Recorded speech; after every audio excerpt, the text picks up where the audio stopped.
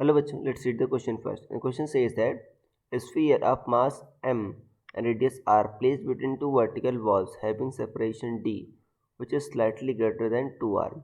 Calculate force exerted by walls on sphere. तो student सबसे पहले आपको समझना होगा कि वॉल्स जो है आपका स्फीयर पर कितना फोर्स लगा रही हैं। देखो बच्चों, उसके लिए आपको एफवीडी बनानी होगी।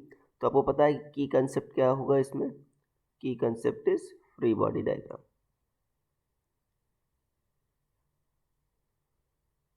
फ्री बॉडी डायग्राम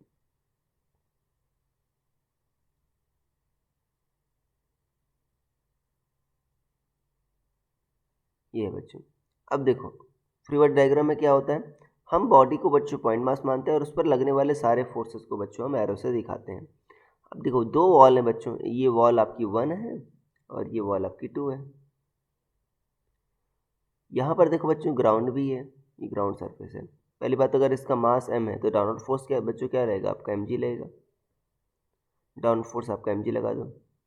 और सोचो यहाँ पर बच्चों अगर आप सोचो तो नॉर्मल ऊपर लगेगा आपका एक बच्चों जो अर्थ लगाएगी n1 मान लो।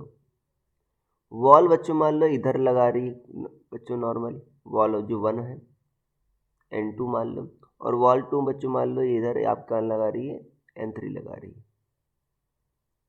अब हमसे पूछ रहा है कि calculate force exerted by walls on sphere. तो मुझे n2 और n3 की वैल्यू बताना है। देखो बच्चों n2 और n3 क्या होंगे आपके, दोनों क्या होंगे आपके बराबर होंगे कि बच्चों मूव तो कर नहीं रही बॉल। और n2 और n3 क्या होंगे, दोनों जीरो होंगे। क्यों n2 और n3 दोनों जीरो होंगे, क्यों बच्चों, क्योंकि सोचो क्या इधर मोशन होने की टेंडेंसी है क्या बच्चों, नहीं। जस्ट आप रखे ही हो। फॉर एग्जांपल अगर मान लो एक ऐसा केस समझो, अगर मान लो एक ऐसा वॉल है, ठीक है। अगर यहाँ पर आप एक स्फीयर रख रहे हो तो जो आपका यहाँ पर जो नॉर्मल लग रहा है बच्चों, वॉल लगा रही है, नॉर्मल कितना होगा बच्चों आपका जीरो, जस्ट कांटेक्ट में है, कोई मोशन तो करा नहीं रही है। अगर करा रहा होता मोशन तो एन इक्वल टू क्या होता है आपका हॉरिजॉन्टल डायरेक्शन में आप एम ए लिखते। बट यहाँ पर मोशन तो हो नहीं रही बच्चों, तो दोनों नॉर्मल क्या होंगे आपके इस केस में आपके जीरो होंगे।